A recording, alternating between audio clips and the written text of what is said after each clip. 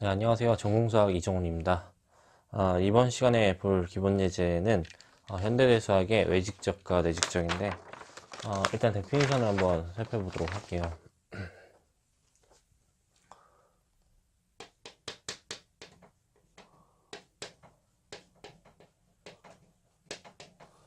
처음 살펴볼 건 외직적인데, 외직적이라고 하는 거는 분구조 두 개를 들고 와서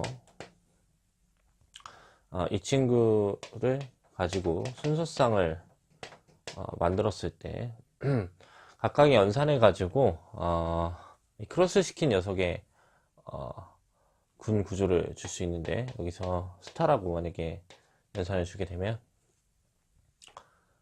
여기 있는 원소들은 어차피 순서쌍들의 모임이니까 이거 이런 애들의 모임이 될 텐데,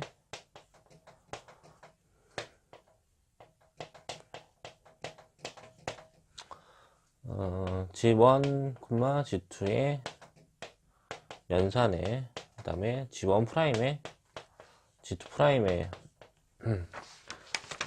데피니션을, 연산에 대한 데피니션을 G1 스타인데, 처음에 G1에 대한 연산을 스타1이라고 하면 스타1의 G1 프라임 콤마 G2의 이 두 번째 녀석의 연산을 스타2라고 하면 이 G2 프라임을 취해줘서 이런 연산을 주고, 이런 경우를 이제 외직적이다 이렇게 얘기를 하는데, 실제로 얘가 군 구조를 이루기 때문에 외직적이라고 해요. 보통 이제 책이나 저도 수업 시간에 다 소개를 한 거니까 이런 구조를 외직적이다 이렇게 볼 수 있어요. 근데 요게 외직적의 의미를 좋게 가지려면 어떤 상황을 생각해 볼 수 있냐면, 적당히 그룹을 두 개 붙여가지고 새로운 구조를 만들거나, 혹은 유한생성 가항군 정리 같은 가항군을 쪼개는 작업으로 가거나, 혹은 얘를 어플리케이션해서 적당히 이제 고려할 수 있는 뭐 중국이 나무 정리 같은 그런 상황으로 생각을 해볼 수가 있는데, 안 좋은 점을 만약에 생각을 해보자면 그 내부에 있는 군들을 쪼개서 붙여주는 작업을 할 수 없다 라는 거예요. 그러니까 만약에 상황을 보기를, G라는 녀석이 있었고 N과 K라는 부분군이 있다고 했을 때, N과 K를 외직적을 취한 게 이 G의 부분군 정도가 될 수 있을까, 뭐 이 정도로 생각을 해보죠. 그러면 일반적으로는 성립할 수가 없겠죠. 당연히 순서쌍의 구조를 가지고 있고 얘는 한 원소의 구조를 갖고 있으니까 불가능할 것 같은데, 근데 그렇게는 아니더라도 이렇게 매장되는 상태를 생각할 수 있는지를 고려해 본다고 하더라도 문제가 있을 수 있어요. 왜 그러냐면 이 G라는 구조를 S3라고 해보죠. 3차 대칭군인데, 이 친구의 부분군을 고려해보면 어차피 윗수가 6자리니까 2자리 3자리가 있겠죠. 그래서 1, 2, 3으로 생성한 녀석과 1, 3으로 생성한 녀석을 고려해보면 얘네들은 윗수가 3자리인 군이니까 3자리와 2자리인 군이니까 G3와 동형이 되고 G2와 동형이 된다는 걸 알 수 있어요. 만약에 얘가 매장되는 상태가 보장이 된다면 G3 크로스 G2가 S3에 매장되는 상태가 되는 건데, 얘 원소의 개수가 6개고 얘가 S3니까 6개인 걸 고려해보자면 매장된다는 건 결국 둘의 동형관계를 준다는 거죠. 원소의 개수가 같으니까. 그러면 얘는 순환군이고 얘는 비가완군인데 동형이 될 수가 없다는 걸 생각해보면, 이 외직적이라는 그 말로는 부분군을 쪼개는 작업을 해줄 수가 없다라는 거죠. 그러니까 일반적으로 우리가 생각해 볼 때 군의 구조를 알아내기 위해서 부분군들을 고려하는 거고, 부분군들로 쪼갠 다음에 그 쪼개진 군들을 적당히 붙여서 원래 군을 어떻게 구성할지를 생각을 해보는 작업을 해야 되는 건데, 그런 의미에서 보면 외직적은 힘이 없다라고 생각을 할 수가 있어요. 그러니까 처음에 직적에 대한 데피니션을 내렸을 때는 이렇게 정의했겠지만, 이게 큰 의미를 가질 수 없다는 걸 생각을 해보면 얘에 대한 의미를 하나 더 줘야 될 것 같은데, 그래서 두 번째 상황을 고려하기 위해서 보통 외직적에 대한 데피니션을 이렇게 바꿔줘요. 그러니까 외직적에 대한 데피니션을 이렇게 내린다는 거고, 그 다음에 내직적이라는 걸 정의하고 싶은데, 얘를 잠깐 지우고 내직적을 소개를 해볼게요.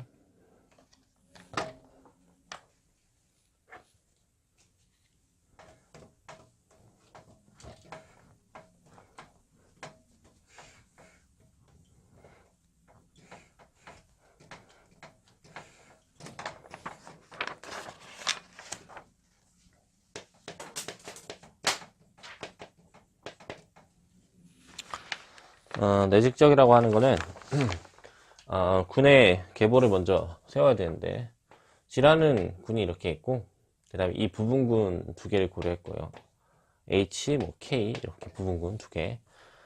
근데 우리가 수업 시간에 했지만 이런 H, K의 군을 두 개 붙여서 얘와 얘를 포함하는 군 중에서 가장 작은 군, 그러니까 포함하는 군 중에서 제일 작은 군, 그 다음에 제일 큰 군은 G가 될 테니까 여기 있는 애가 뭘까 이걸 먼저 판단을 해보고, 그 다음에 H와 K에 포함되는 군 중에 가장 큰 녀석, 그 다음에 가장 작은 녀석은 이렇게 될 테니까 이런 관계를 생각을 해보고 싶은 거죠. 일반적으로 HK를 붙인다고 해서 G에 대한 부분군이 되냐, 그건 그렇지 않다라는 거예요. 왜냐면 여기 있는 모든 원소들은 HK들의 원소들인데, HK 곱한 형태들의 원소들인데 H'K'이 곱으로 이루어져 가지고 둘의 순서를 바꿔줄 수 있으면 좋겠지만 순서를 일반적으로 바꿔줄 수 없기 때문에 연산이 잘 정의되지 않는다는 걸 알 수 있어요. 그러니까 이게 다시 HK 원소 형태가 되려면 이 형태는 좀 힘들다는 거죠. 조건 없이는. 그래서 얻은 게 뭐였냐면, 적어도 하나가 정규 분군이 된다고 하면 이런 부분군의 계보를 가져갈 수 있다 라는 거예요. 이건 직접 증명을 한번 해보시면 돼요. 그 다음에 H 교집합 K가 H와 K에 포함되는 군 중에서 제일 큰 녀석이 된다, 이걸 생각해 볼 수가 있는데, 엄밀하게 좀 더 얘기를 해보면 어떤 상황을 줄 수 있냐면, 둘 다 정규 분군이 되는 상황이 오면 그러면 HK 또한 정규 분군이 된다. 그 다음에 교집합 또한 정규 분군이 된다. 그 다음에 원래 자명이라고 하는 녀석은 정규 분군이 되는 거니까 이렇게 오고,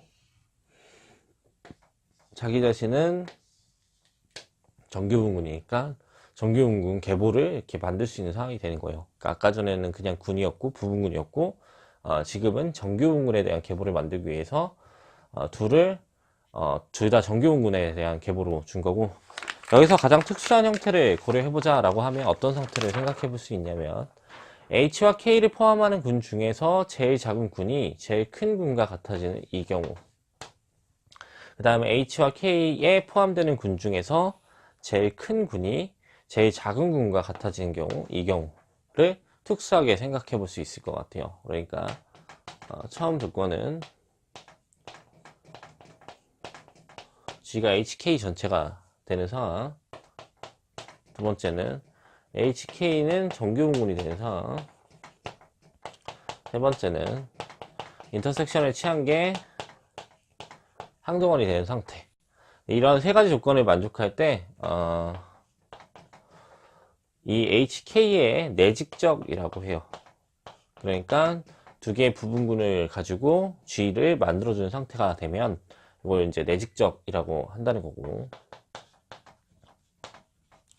일반적으로 내직적은 외직적과 어떤 관계냐라고 하면 동형이 되길, 아까 공부했던 외직적이랑 동형이 된다, 이런 얘기를 해줄 수 있어요.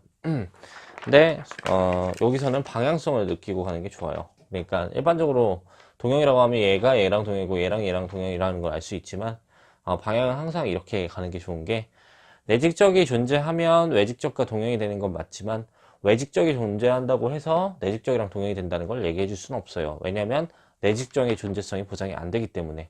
그러니까 이런 정규 부분에 대한 계보가 있어야지만 내직적을 만들어 줄 수 있기 때문에, 그냥 막 붙여서 만들 수 있는 외직적이랑은 조금 어려운 조건이 생기는 거죠. 그러니까 이런 내직적이 존재한다면 그건 외직적이랑 동형이 된다 라고 얘기를 하는 건 맞는데, 외직적이 내직적이랑 동형이니까 막 둘을 쪼갤 수 있는 것처럼, 외직적이 쪼갤 수 있는 것처럼 생각하면 절대로 안 된다, 이렇게 고려를 해볼 수 있고, 이게 내직적 외직적에 대한 얘기인데, 여기서 요 테크닉은 실로 정리랑 붙으면 이제 좋은 테크닉이 되는 거니까 오늘은 여기까지 소개를 하고 다음 시간에 실로 정리랑 붙여서 이 내직적과 외직적에 대한 테크닉을 한번 이용해 보도록 할게요. 감사합니다.